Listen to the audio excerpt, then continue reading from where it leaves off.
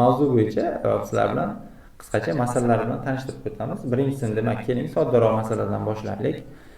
Demak, masalan, shart quyidagicha. Bahrom bir kecha kunduz ovqat tarkibida 480 gram uglevod, 120 gram oqsil, 100 gram yog' iste'mol qildi va 5-6 gram o'sha ovqatga qismlarga tuz solingan ham inobatga olindi. Va shu jarayonda quyidagilarni toping. Ya'ni birinchisi A'si nimani toping? Jami ajraladigan energiya miqdorini toping.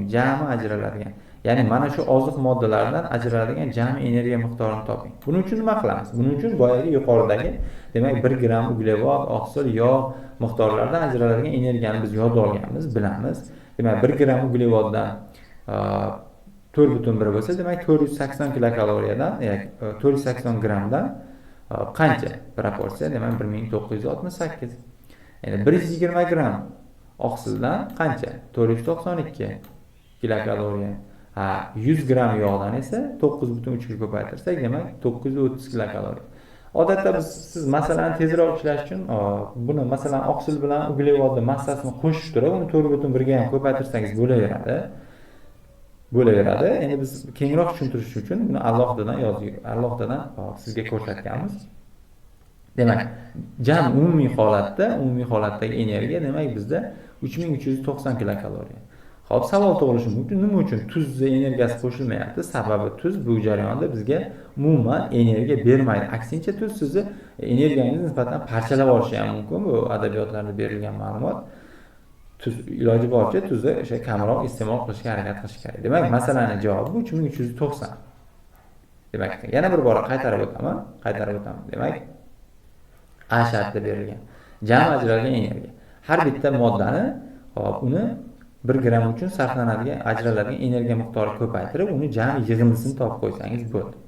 Endi B shartida nima deyiladi? Agar u rejim qoidasining quyi foiziga amal qilsa, tushki ovqatdan ajraladigan energiya miqdorini aniqlang. Tushki ovqatlarimizda qancha edi? 35-40%. Endi quyi qismi esa 35%. Demak, birinchi shart bo'yicha, masalamiz birinchi shart bo'yicha bizda jami ajralgan energiya 3390 kilokaloriyani tashkil qildi. Endi shuni quyi foizda, ya'ni tushlikdan ajralgan quyi foizga amal qilib, tushlikda qancha energiya olgan deyapti. Demak, o'z-o'zidan 3390 ni biz 35% ni topib qo'yishimiz kerak. Va bu jarayonda 1186.5 qiymat kelib chiqadi. Odatda bizga milliy sertifikat imtihonlarida kalkulyatorsiz ishlanadigan sonlar beriladi. Bu jarayonda biz ozgina kalkulyator talab qiladigan son ketib qoldi. Endi buning uchun uzr so'raymiz albatta, lekin sizga milliy sertifikatda kalkulyatorsiz osongina hisoblaydigan masalalar beriladi. Bu birinchi masalamizning javobi, demak B sharti bo'yicha, demak 1186.5 kilokaloriyani tashkil etadi.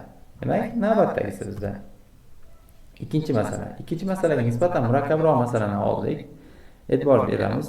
Durdona bir kecha kunduzda ovqat tarkibida 450 gram uglevod, 100 gram oqsil, 110 gram yog', 5-6 gram tuz va 2,5 kilogram suv iste'mol qilish kerak.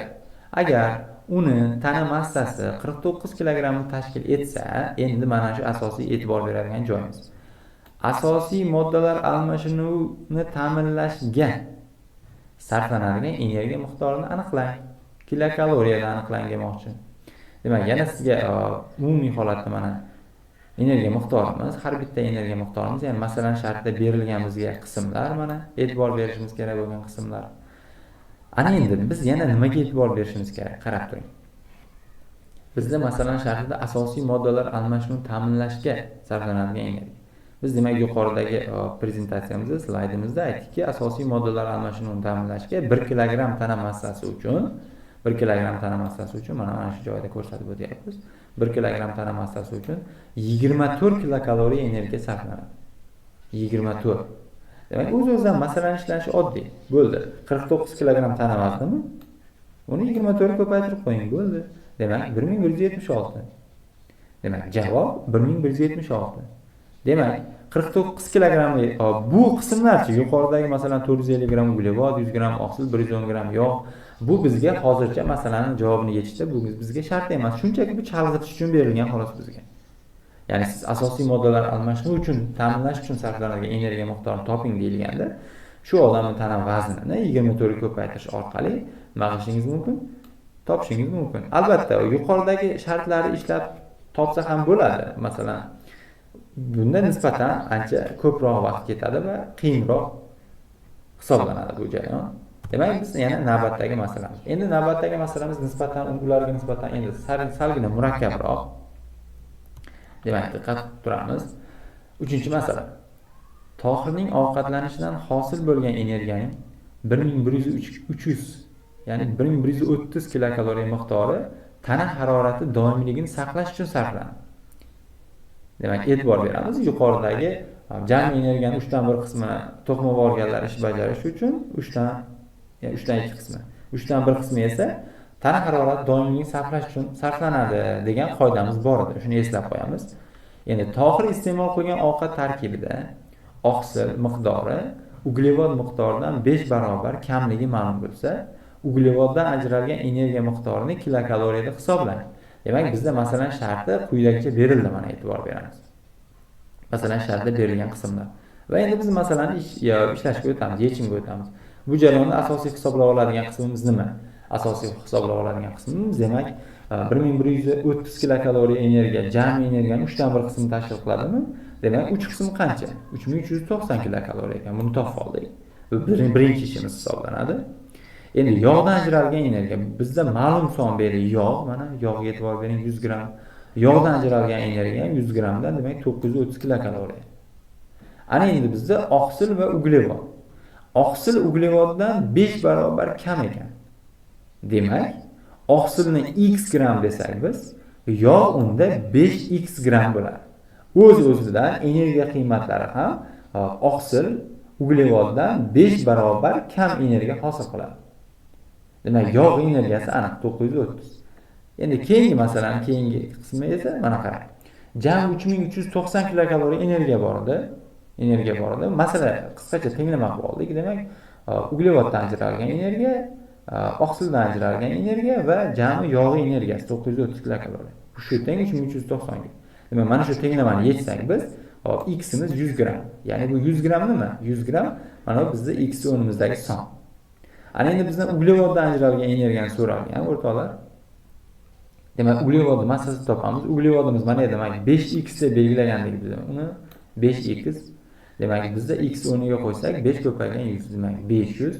Endi uni energiya qiymatiga aylantirib qo'yamiz. 4,1 kilokaloriyaga ko'paytirib qo'yamiz. Demak, o'z-o'zidan 2050. Yoki bo'lmasa biz x ni mana o'rniga qo'yib qo'ysak ham bo'laveradi. Qarang, mana bu joyga qo'yib qo'ysak ham bo'laveradi mana. Ya'ni bizda energiyamiz 20,5 x ga teng edi. Uglevod energiyasi. Demak, shuni 100 ga ko'paytirish orqali ham biz bemalol javobini nima qilishimiz mumkin, masalani chiqarishimiz mumkin. Mana demak, D javob 2050. Demak, bugungi moddalar almashinuvi masalalar ishlash bo'yicha sizlarga tayyorlagan qisqacha video darsimiz shundan iborat edi. Agar video sizga yoqqan bo'lsa va manfaatli bo'lgan bo'lsa, albatta kanalimizga a'zo bo'ling, like bosing va do'stlaringizga uzatishni esingizdan chiqarmang. Video foydali bo'lgan bo'lsa, albatta bizga kanalimizga do'stlaringizni taklif qiling. Salomat bo'ling. Keyingi video darslarda ko'rishguncha xayr.